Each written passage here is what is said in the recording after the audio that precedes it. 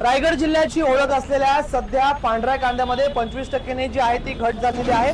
सध्या आपण वाशी नाका या परिसरामध्ये आहोत। आपण जर बघितलं तर या ठिकाणी कांद्याचे व्यापारी जे आहेत ते कांद्याचा व्यापार करत असतात। यंदा जो आहे तो पांढरा कांदा उत्पादनात सुमारे 25% घट झाल्याचे समोर आले आहे। अनियमित आणि लहरी हवामानामुळे लागवड झाली आहे, तर अवकाळी पाऊस आणि तापमानातील चढउतारामुळे पिकावर सध्या आपण जो आहोत तो अशाच हा परिसर आहे आणि या वाशी नाक्यावरती हे जे कांद्याचे व्यापारी आहेत ते आपला कांद्याचा व्यापार या ठिकाणी करत असतात। असंख्य ग्राहक जे आहेत ते या मुंबई गोवा महामार्गालगत असलेल्या याच कांद्याच्या छोट्या दुकानाला भेट देऊन या ठिकाणी पांढरा कांदा जो आहे तो खरेदी करत असतात।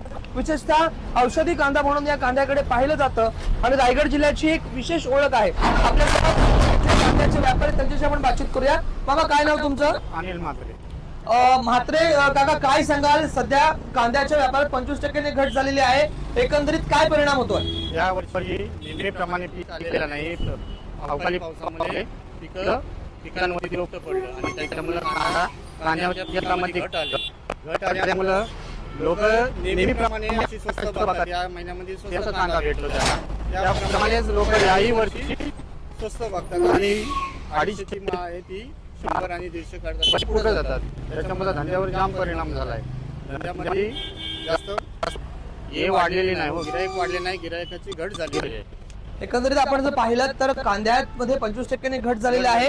गिराईक जे आहेत ते जुन्याच दराप्रमाणे कांदा तुमच्याकडे मागत आहेत, त्यामुळे एकंदरीत नुकसानीच्या टप्प्यावरच आपला हे कांद्याचा व्यापार सध्या चालत आहे। शासनाकडून आपली काय मागणी आहे? शासनाने तातडीने मदत केली तर आमचं नशीब चांगलं होईल असं माझी अपेक्षा आहे। शासनाने थोडीफार तरी मदत द्यावी ही आमची अपेक्षा आहे, कारण यामुळे यावर्षी कांद्याच्या धंद्यामध्ये अजिबात फायदा नाही, लॉस मध्ये आहे धंदे सर्व। दरवर्षी किती ग्राहक जे आहेत ते हा कांदा खरेदी करत असतात? या वर्षीचं काय ग्राहकांचं समीकरण? यावर्षी दरवर्षी 100% होतं, यावर्षी 60% कांदा आहे जातोय। त्याच्यामुळे यावर्षी निम्म्यापेक्षा कमी गिराईक आहे आणि त्याच्यामध्ये आमचं लॉस झालं, उपासमारीची वेळ आहे आमच्यावर, कारण का धंदा होत नाही पाहिजे तसा। आमचा कांदा फुकट जातो, घेतलेला वेळेवर संपल्यानंतर कांदा चढून जातो।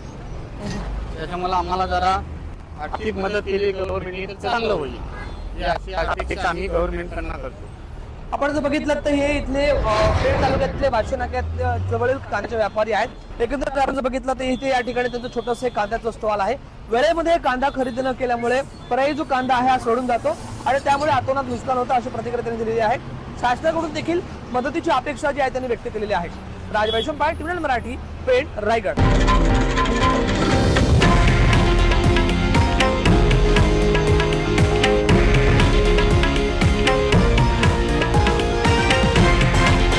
हे आहे देशातील नंबर 1 न्यूज नेटवर्क आणि आपण पाहत आहात TV9 मराठी, एकमेव।